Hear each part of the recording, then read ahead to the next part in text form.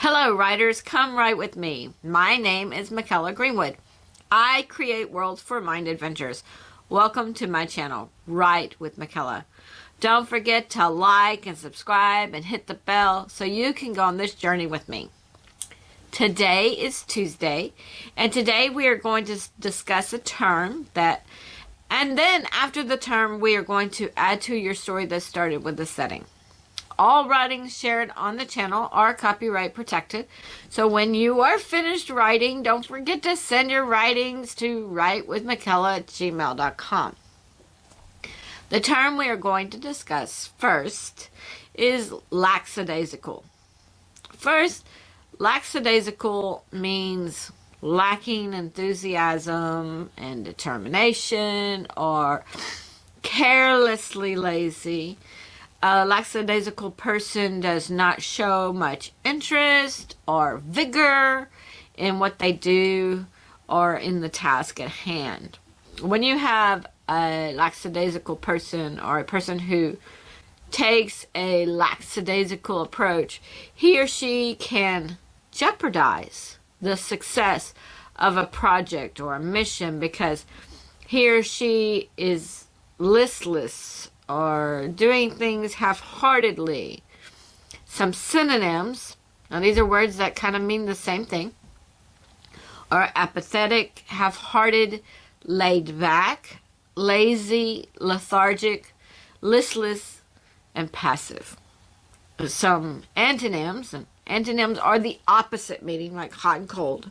So they're opposite. So some antonyms are active, energetic, interested, or lively.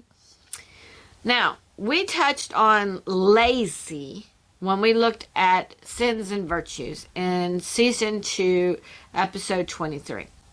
So why would I bring it up again? Well, there are a lot of lackadaisical people out there. And today, I'm not looking at this from the perspective, remember perspective of sins. Okay, I'm looking at this from a point of view that this character can mess up plans. Okay, so I'm not necessarily thinking about the sins and the virtues or those opposites, but I'm looking at this as this person can mess up your plans. One of the synonyms we looked at above was laid back, la-di-da, laid back. Don't get upset, whatever. So some people who are lackadaisical feel like they're laid back and they're not uptight and controlling and stuff. They're just easygoing. So you know, if you have that kind of definition, then it might be hard to say that they're messing up your plans. But when you have a mission to spy on the enemy or battle the enemy or a character and the character becomes lackadaisical or isn't enthusiastic enough, then the mission or plans will fail. So how do you motivate someone who is lackadaisical?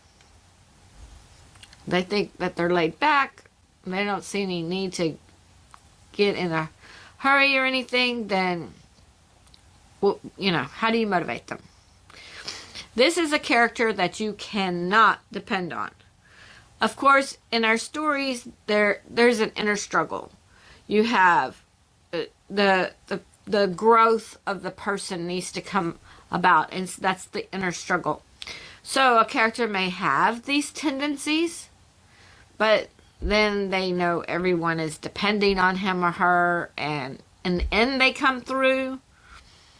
Think back to when we discussed the different types of protagonists. We discussed an anti-hero as our protagonist. So this could be a characteristic for an anti-hero. This could also be on the antagonist team. And this character's lackadaisical behavior might just give the protagonist the break he or she needs. I feel that we as writers could add the motivation to do as little as possible to most any story. You know, to add a character that has motivation just to as little as possible, just to slide by.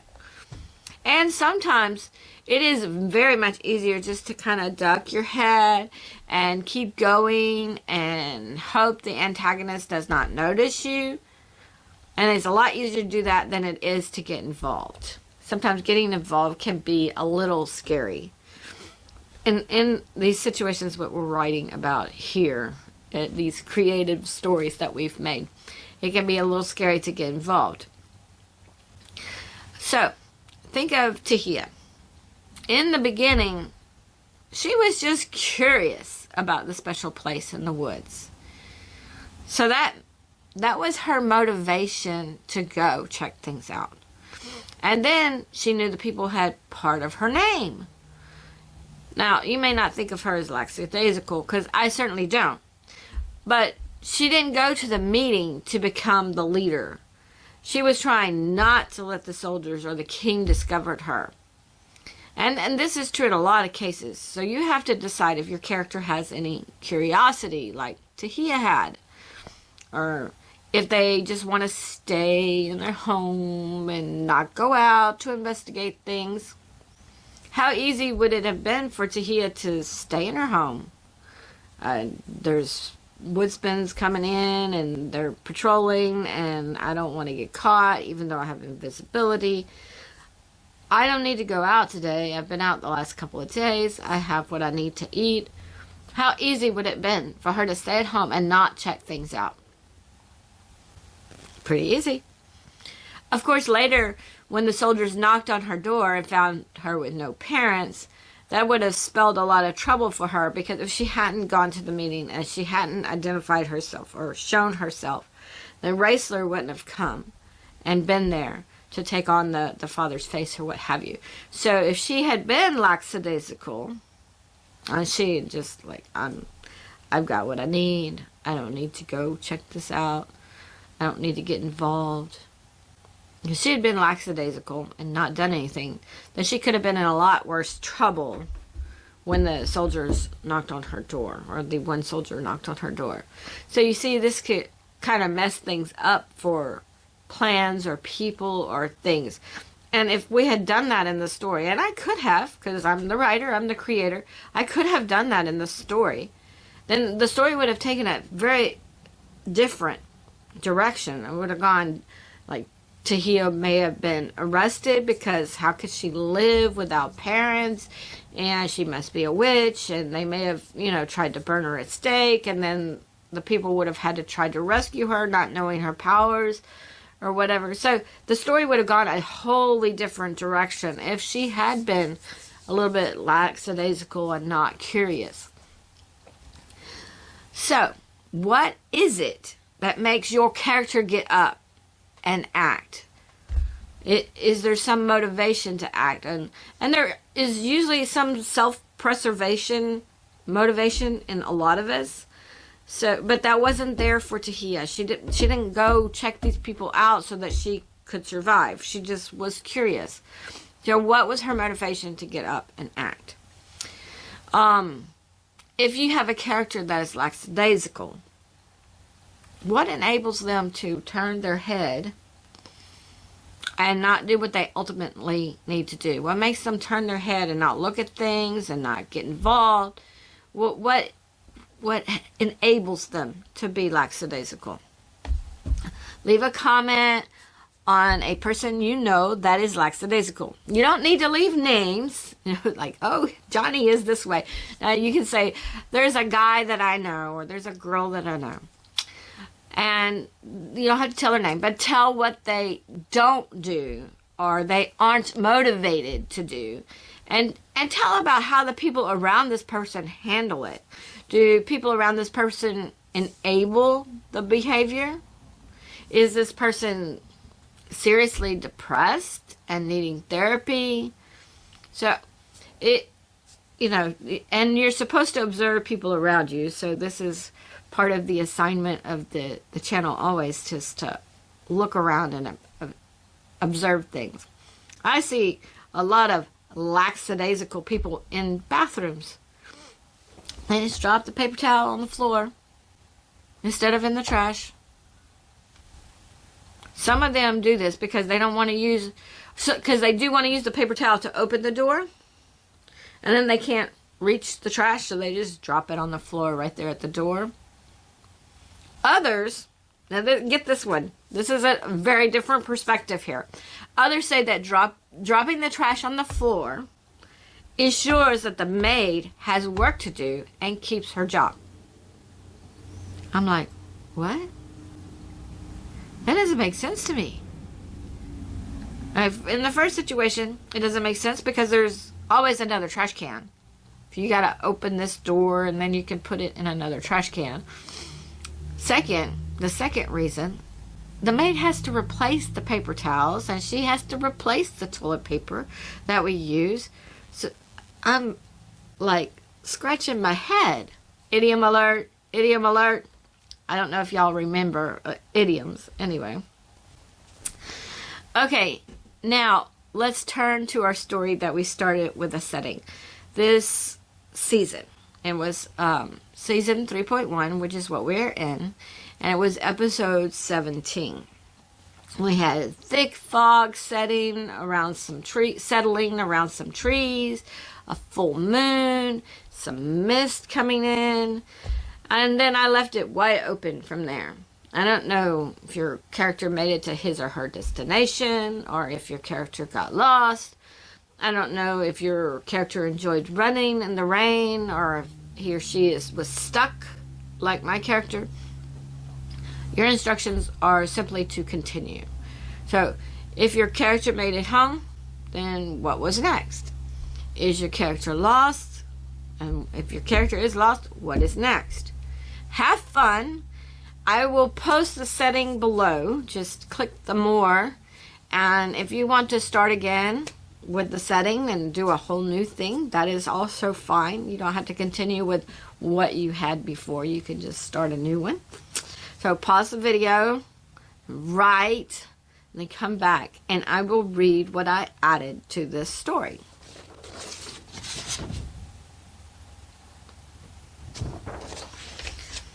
Okay. Welcome back. Kahira woke up startled. She didn't know where she was, but she wasn't comfortable. Felt like she was sleeping on the ground and a puppy was sleeping next to her. Then she remembered the wolves. Excuse me. She looked around and she still couldn't see much.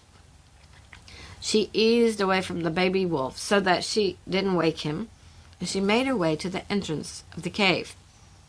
There was still quite a bit of fog and she couldn't see far, but she started to ease out of the cave. She thought if she didn't see any wolves, then she could get back to her car. But just as she eased out, 5 wolves rushed at her and stopped at the entrance, and they growled at her. Kahira jumped back. Kahira jumped back, startled. Tears rolled down her face again. She wished in the very least that the wolves could talk to her and let her know what was going on. She remembered a show on TV called The Wolf Whisperer, and the person claimed to be able to speak to wolves.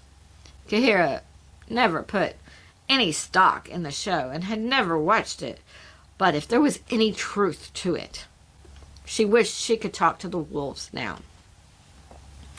Kahira didn't want to provoke the wolves, so she eased back in the cave. She felt around until she found the baby wolf, and she laid back down beside it. In the morning, Kahira sat up. She realized that the baby wolf had kept her warm. She briefly rubbed its coat and whispered her thanks. Then she went to the entrance of the cave again.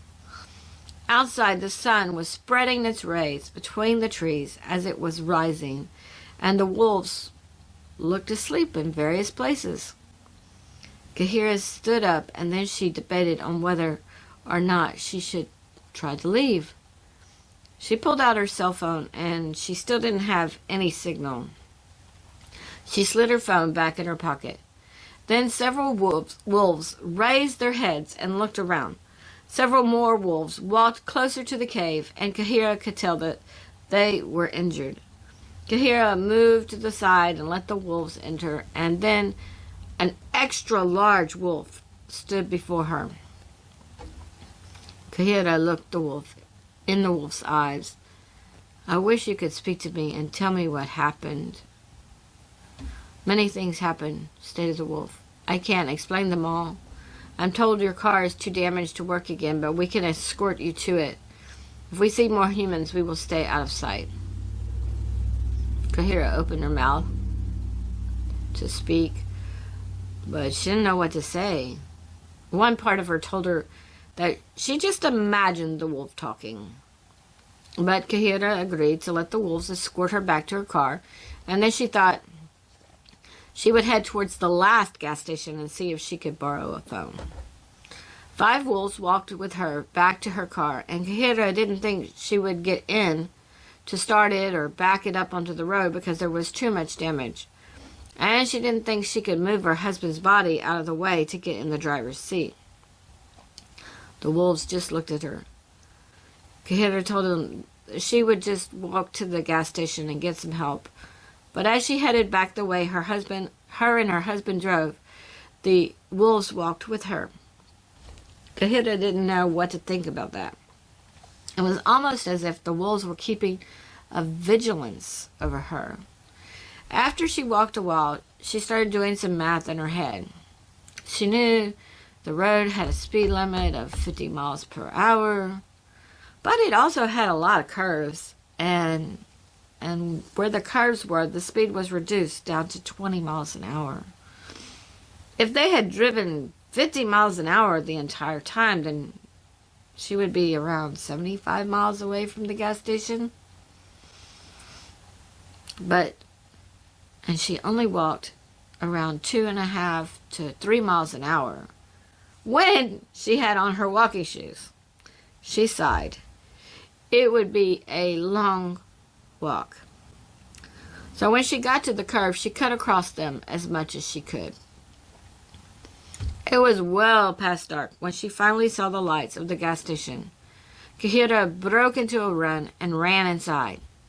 Kahira told her story about her husband collapsing and her trying to walk to the next gas station, but she never found it. She left out the part about the wolves. The attendant called the police, and soon the police were driving her back to the car. The police had asked her if they needed an ambulance, but she told them her husband had died. The police did call an ambulance anyway to help with the body, and they called a wrecker. When the police arrived, they turned on some bright lights to see things, and they went to the car to get the husband. Only his body was not there. They told Kahira there was no body. "What?" she exclaimed as she ran over to the car. A policeman caught her and prevented her from getting too close to the car. "We will tow the car in and inspect it to see what we can find." The policeman ushered her back to his car and put her in. He discreetly told another officer that Kahira may have hit her head, and maybe they wanted to bring her to the ER. The other officer thought they could just hand her over to the ambulance since the ambulance didn't have a body, so that's what they did. As the policeman escorted her to the ambulance, Kahira saw some of the wolves just outside the light. They seemed to be watching the happenings, but she didn't know, and she still didn't say anything about the wolves because she didn't need the police to think she was crazy. Kahira felt that the police thought that since the body was gone, and she herself wanted to know where the body was. She didn't know what she would tell her family. Okay, writers, that is the end of the scene for today. I'm sure you have lots of questions, and usually I state the questions for you to say, this question, just show you kind of how to go forward. But instead of me asking questions today, I'll let you leave them in the comments. And so you can ask whatever question has popped into your mind about this added scene or the scene before or whatever. And you can ask the questions, and that'll give you practice in doing that. Join me Friday for Eleni's Pride Breaking Point, Chapter 15, More Hope. Join me Tuesday for a talk about jargon. Don't forget to visit my website, bymykela.com. The by is B-Y, and it's also down below in the more. And read some character bios. And send me your writings and chapters to writewithmykela@gmail.com. And leave comments on your favorite characters. Now also, if you want a PDF of any episode that I've done or any writing, like if you want the cave or you want the down soldier, if you want one of those, then send and I can send you a PDF of those episodes as well. If you hit the like and the subscribe and the bell, then we will continue to write together. And other people will have a higher chance of finding this video and this channel. We'll have more people to play with us. Thank you for joining me today. I really appreciate your participation. If you know someone who would like this video, then please share it with them. This is Mykela with Write with Mykela. Bye for now.